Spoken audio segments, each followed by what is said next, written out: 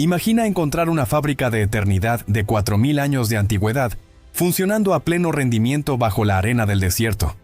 Un lugar donde la muerte se convertía en un negocio tan lucrativo que movía toda la economía de una civilización.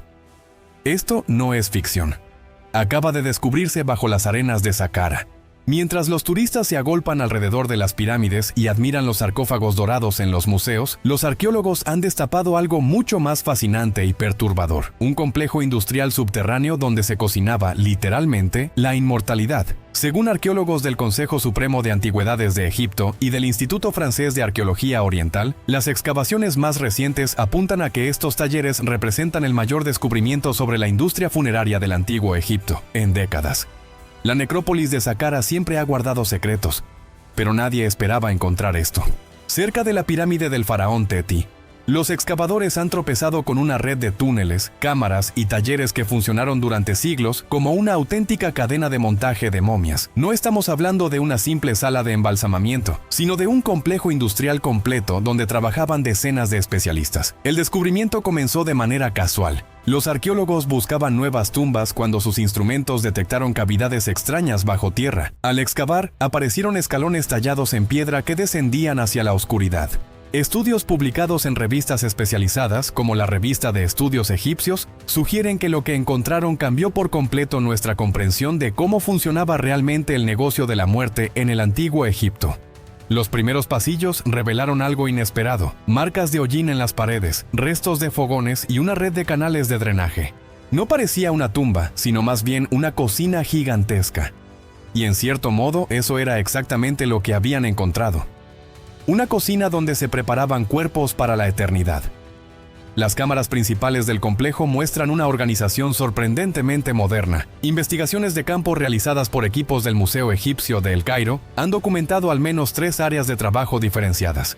La primera zona estaba destinada a los procesos iniciales. Aquí se recibían los cuerpos y se realizaban las primeras incisiones. Los canales tallados en el suelo permitían que los fluidos corporales fluyeran hacia depósitos subterráneos, manteniendo las áreas de trabajo relativamente limpias.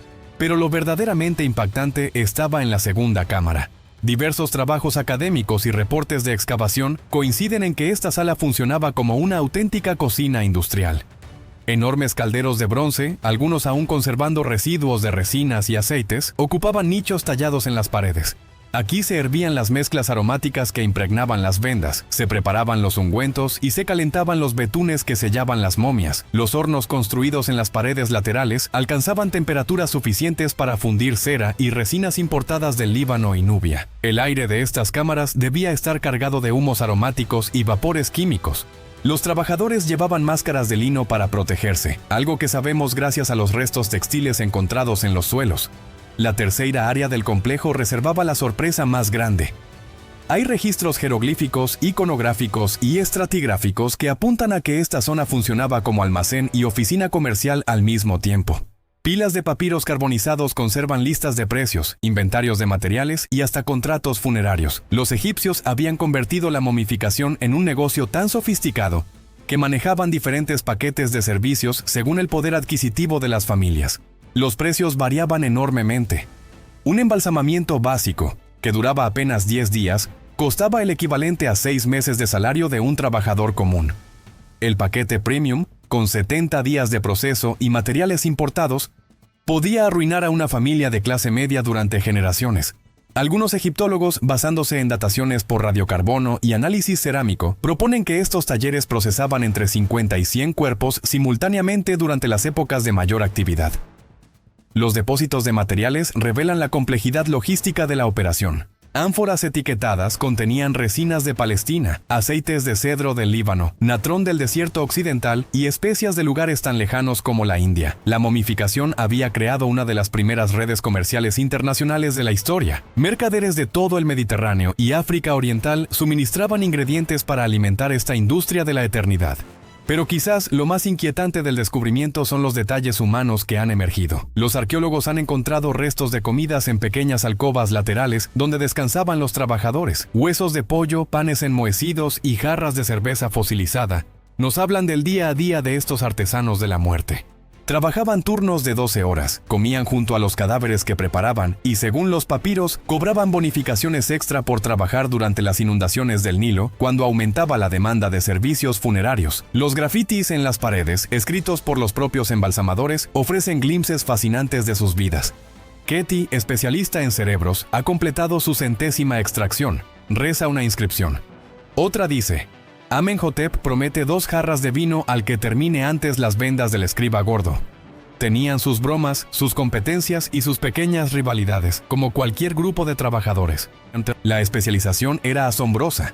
Algunos obreros se dedicaban exclusivamente a extraer cerebros a través de los orificios nasales, usando ganchos de bronce de diferentes tamaños según la edad del difunto. Otros se especializaban en la evisceración, realizando incisiones perfectas que luego se sellaban con cera caliente. Los más experimentados manejaban las fórmulas químicas de los ungüentos, conocimientos que se transmitían de padres a hijos como secretos comerciales. Existen teorías alternativas, defendidas por investigadores independientes, que interpretan estos restos como evidencia de que los egipcios conocían principios de conservación mucho más avanzados de lo que creíamos. Algunos de los compuestos encontrados en los recipientes muestran propiedades antibacterianas que la medicina moderna apenas está empezando a comprender. ¿Cómo sabían exactamente qué plantas usar y en qué proporciones para detener la descomposición durante milenios? Los pozos funerarios conectados con los talleres añaden otra dimensión al descubrimiento. No eran simples tumbas, sino showrooms, donde las familias podían ver ejemplos del trabajo terminado antes de contratar los servicios. Momias de muestra, con diferentes niveles de acabado, servían como catálogo para los clientes. Algunas conservan etiquetas de precios escritas en óstraca, los fragmentos de cerámica que usaban como papel borrador. La versión tradicional, recogida en textos antiguos y leyendas locales, cuenta que la momificación era un proceso sagrado supervisado por sacerdotes, aunque científicamente los nuevos hallazgos sugieren que era ante todo un negocio familiar. Los mismos clanes controlaban estos talleres durante generaciones, creando dinastías de embalsamadores que competían ferozmente por los contratos más lucrativos. El complejo subterráneo escondía otro misterio aún más sorprendente. Según estudios recientes publicados en los Anales del Servicio de Antigüedades de Egipto, estos talleres funcionaban bajo un sistema de turnos que se extendía durante las 24 horas del día. Los arqueólogos han encontrado evidencias de que el trabajo nocturno era especialmente valorado, no por razones místicas, sino por pura eficiencia económica. Las lámparas de aceite encontradas en nichos específicos revelan que durante las noches, cuando las temperaturas del desierto descendían, los embalsamadores aprovechaban para realizar los procesos más delicados. El frío natural ayudaba a conservar mejor los cuerpos durante las primeras fases del tratamiento y además permitía trabajar con mayor comodidad en un ambiente que durante el día resultaba sofocante por el calor de los hornos. Los restos de carbón vegetal esparcidos por el suelo cuentan una historia fascinante sobre la logística de combustible. Investigaciones de campo realizadas por equipos del Museo Egipcio de El Cairo han documentado que estos talleres consumían enormes cantidades de madera, principalmente acacia del desierto y tamarisco. Esto había creado toda una industria secundaria de leñadores y transportistas que suministraban combustible desde oasis lejanos. Pero la verdadera revolución del descubrimiento llegó cuando los arqueólogos empezaron a descifrar los papiros comerciales más completos. Diversos trabajos académicos publicados en el Boletín de la Asociación Española de Egiptología coinciden en que estos documentos revelan la existencia de algo que podríamos llamar las primeras franquicias de la historia. Los talleres de Saqqara no eran únicos. Existía toda una red de establecimientos similares repartidos por el Valle del Nilo. Los contratos encontrados muestran acuerdos comerciales entre diferentes casas de embalsamamiento. Se prestaban trabajadores especializados, compartían proveedores de materiales exóticos y hasta se derivaban clientes cuando un taller estaba saturado de trabajo. Un papiro particularmente bien conservado describe el traslado de 3 especialistas en vendajes desde Memphis hasta Saqqara para atender una demanda excepcional durante una epidemia. La sofisticación del negocio alcanzaba niveles que ni siquiera habíamos imaginado. Hay registros jeroglíficos que apuntan a la existencia de servicios adicionales que hoy llamaríamos complementarios. Las familias pudientes podían contratar ceremonias de despedida en salas especiales, banquetes rituales para los dolientes y hasta servicios de mantenimiento post-entierro para revisar el estado de las tumbas. Los inventarios más detallados revelan que estos talleres manejaban un sistema de crédito sorprendentemente moderno. Las familias que no podían pagar el servicio completo de inmediato firmaban acuerdos de pago a plazos que se extendían durante años. Algunos contratos incluían cláusulas por las que los deudores podían trabajar en los propios talleres para saldar sus compromisos, creando una fuerza laboral parcialmente cautiva. Estudios publicados en revistas especializadas sugieren que el aspecto más perturbador de toda esta industria era su capacidad para crear demanda artificial. Los embalsamadores no se limitaban a esperar que llegasen los muertos naturales. Habían desarrollado todo un sistema de marketing funerario que incluía visitas a ancianos enfermos y acuerdos anticipados con familias que querían asegurar servicios de calidad para el futuro. Los arqueólogos han descubierto una cámara llena de maquetas en miniatura que servían como herramientas de venta. Pequeños sarcófagos, momias en escala reducida y dioramas de tumbas permitían a los clientes visualizar exactamente lo que estaban comprando. Era como tener un catálogo tridimensional de servicios funerarios. Algo revolucionario para la época. Pero quizás el hallazgo más escalofriante sean los registros de casos especiales. Algunos egiptólogos, basándose en dataciones por radiocarbono y análisis cerámico, proponen que estos talleres también ofrecían servicios de momificación express para situaciones de emergencia, cuando alguien importante moría durante viajes o en circunstancias que requerían entierro inmediato. Existían técnicas aceleradas que reducían el proceso de 70 días a menos de una semana. Las técnicas empleadas en estos casos de urgencia eran brutales pero efectivas. En lugar de los delicados procesos habituales, utilizaban inyecciones de resinas calientes directamente en las cavidades corporales y sumergían el cuerpo completo en baños de natrón superconcentrado. El resultado no era tan elegante, pero garantizaba una conservación aceptable en un tiempo récord. Los análisis químicos de los residuos encontrados en los calderos han revelado fórmulas que van mucho más allá de lo que conocíamos sobre la química egipcia. Investigaciones realizadas por universidades internacionales han identificado compuestos que incluían mercurio, arsénico y otras sustancias que requerían conocimientos metalúrgicos muy avanzados para su obtención y manipulación. Uno de los descubrimientos más intrigantes es el sistema de ventilación del complejo. Los ingenieros que han estudiado la estructura se muestran asombrados por la sofisticación del diseño. Una red de conductos tallados en la roca conectaba todas las cámaras con chimeneas de ventilación disimuladas en la superficie. Esto no solo evacuaba los humos tóxicos, sino que creaba corrientes de aire que ayudaban a secar las momias y mantener un ambiente de trabajo tolerable. La versión tradicional siempre había presentado la momificación como un arte sagrado, pero estos hallazgos pintan un cuadro muy diferente. Científicamente, las evidencias apuntan a que estamos ante una de las primeras industrias verdaderamente capitalistas de la historia, con estrategias de marketing, sistemas de crédito, franquicias, subcontratación y hasta espionaje industrial entre competidores. Los grafitis más recientes descubiertos en las paredes incluyen quejas laborales que suenan sorprendentemente contemporáneas. Los turnos de noche deberían pagar doble, dice una inscripción. Otra se lamenta. El jefe de vendajes nos roba parte de las propinas. Incluso hay amenazas veladas entre trabajadores de diferentes talleres que competían por los mismos clientes. El impacto económico de esta industria en la sociedad egipcia era colosal. Estudios recientes estiman que el sector funerario movía aproximadamente el 20% de toda la actividad comercial del Reino Medio. Esto significa que una quinta parte de la economía dependía directamente de la muerte, creando una situación en la que la prosperidad económica requería un suministro constante de cadáveres.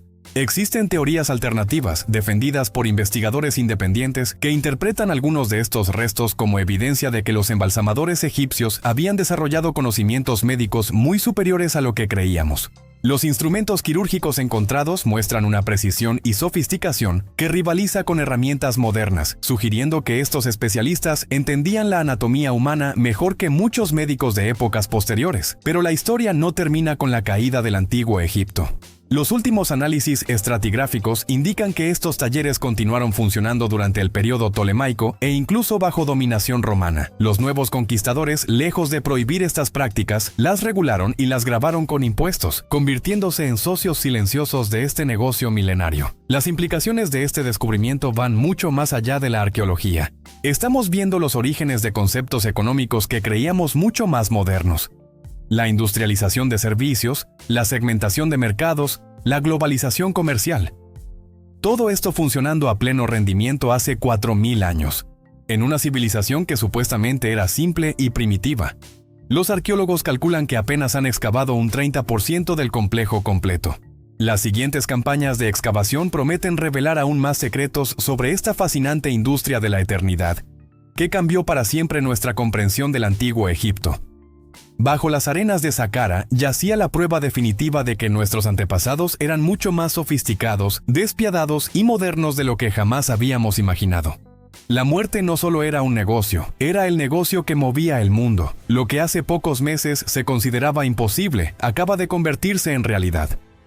Las excavaciones más profundas jamás realizadas en Saqqara han destapado algo que desafía todo lo que creíamos saber sobre el antiguo Egipto. Mientras excavaban una nueva zona cerca de la pirámide de Teti, los arqueólogos se toparon con una cámara sellada que contenía algo extraordinario: los registros contables más detallados de toda la historia egipcia. Según arqueólogos del Consejo Supremo de Antigüedades de Egipto y del Instituto Francés de Arqueología Oriental, estos papiros revelan cifras que resultan difíciles de creer. Los números son abrumadores. Durante el Reino Medio, estos talleres funerarios movían cantidades de oro equivalentes a más de 200 millones de euros actuales cada año. Pero esto es solo el principio de una historia que se vuelve cada vez más fascinante. Los documentos más recientes descifrados hablan de algo que nadie esperaba: competencia desleal entre talleres. Estudios publicados en revistas especializadas como la Revista de Estudios Egipcios sugieren que existían verdaderas guerras comerciales entre las diferentes casas embalsamadoras. Una inscripción particularmente reveladora describe cómo los trabajadores de un taller rival sabotearon un cargamento de resinas caras, arruinando varios encargos importantes. Las técnicas de espionaje industrial que empleaban eran sorprendentemente sofisticadas. Los arqueólogos han encontrado evidencias de que enviaban infiltrados a talleres competidores para robar fórmulas secretas. Un papiro bien conservado relata cómo un especialista en ungüentos fue sobornado con el equivalente a 5 años de salario para revelar la receta de una mezcla especialmente efectiva. Investigaciones de campo realizadas por equipos del Museo Egipcio de El Cairo han documentado la existencia de lo que hoy llamaríamos patentes primitivas. Cada taller registraba sus innovaciones técnicas ante los escribas reales, obteniendo derechos exclusivos sobre ciertos procesos durante periodos determinados. Esto creaba monopolios temporales que generaban fortunas extraordinarias. Pero aquí viene lo verdaderamente impactante. Los análisis más profundos revelan que algunos de estos embalsamadores habían desarrollado técnicas que van más allá de la simple conservación. Hay registros jeroglíficos que apuntan a experimentos con lo que podríamos llamar reanimación temporal. No estamos hablando de resurrección, sino de técnicas para mantener signos vitales mínimos durante periodos extendidos. Los instrumentos encontrados en las cámaras más secretas incluyen dispositivos que los egiptólogos aún no logran comprender completamente. Tubos de bronce conectados a sistemas de fuelles que parecen diseñados para insuflar aire en los pulmones. Diversos trabajos académicos y reportes de excavación coinciden en que estos aparatos funcionaban como primitivos respiradores artificiales. Un descubrimiento particularmente escalofriante son las cámaras de observación, pequeñas salas con ventanas de cristal donde se monitoreaba el estado de ciertos cuerpos durante días, incluso semanas después del supuesto fallecimiento. Los registros hablan de casos donde los observadores detectaban movimientos mínimos, cambios de temperatura corporal o incluso respuestas a estímulos externos. Algunos egiptólogos, basándose en dataciones por radiocarbono y análisis cerámico, proponen que estos talleres no solo preservaban muertos, sino que también trataban casos de muerte aparente. En una época sin conocimientos médicos avanzados, la línea entre la vida y la muerte era mucho más difusa de lo que imaginamos. Los papiros comerciales más detallados revelan la existencia de un servicio especializado llamado vigilancia del umbral. Las familias podían pagar tarifas adicionales para que sus seres queridos fueran monitoreados durante periodos extensos antes de proceder con la momificación definitiva. Varios casos documentados hablan de personas que regresaron después de días en estado de muerte aparente.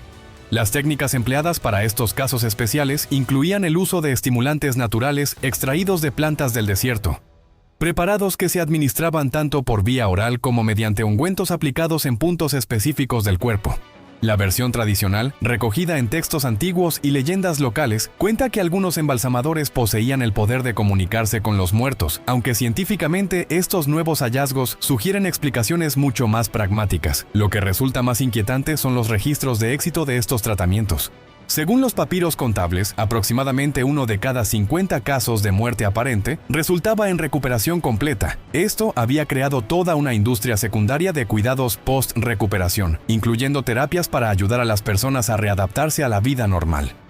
Los arqueólogos han descubierto habitaciones especiales destinadas a estos recuperados, espacios diseñados para la rehabilitación física y mental de quienes habían experimentado estados prolongados de inconsciencia. Los tratamientos incluían dietas específicas, ejercicios de movimiento y hasta terapias que hoy reconoceríamos como primitivas formas de psicología. Existen teorías alternativas, defendidas por investigadores independientes, que interpretan estos restos como evidencia de que los antiguos egipcios habían desarrollado conocimientos médicos extraordinariamente avanzados sobre estados de coma y muerte clínica.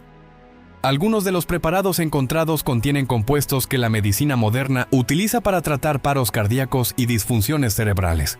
Los casos más documentados hablan de personas que permanecieron en estos estados durante periodos de hasta 20 días antes de mostrar signos de recuperación. Los registros describen síntomas que coinciden sorprendentemente con lo que hoy conocemos como estados vegetativos temporales o comas profundos con posibilidad de reversión. Pero quizás el descubrimiento más perturbador sea la evidencia de que este conocimiento se perdió deliberadamente. Los últimos papiros del periodo ptolemaico hablan de órdenes específicas para destruir los registros de estas técnicas y sellar permanentemente las cámaras de observación. Las razones parecen haber sido tanto políticas como religiosas.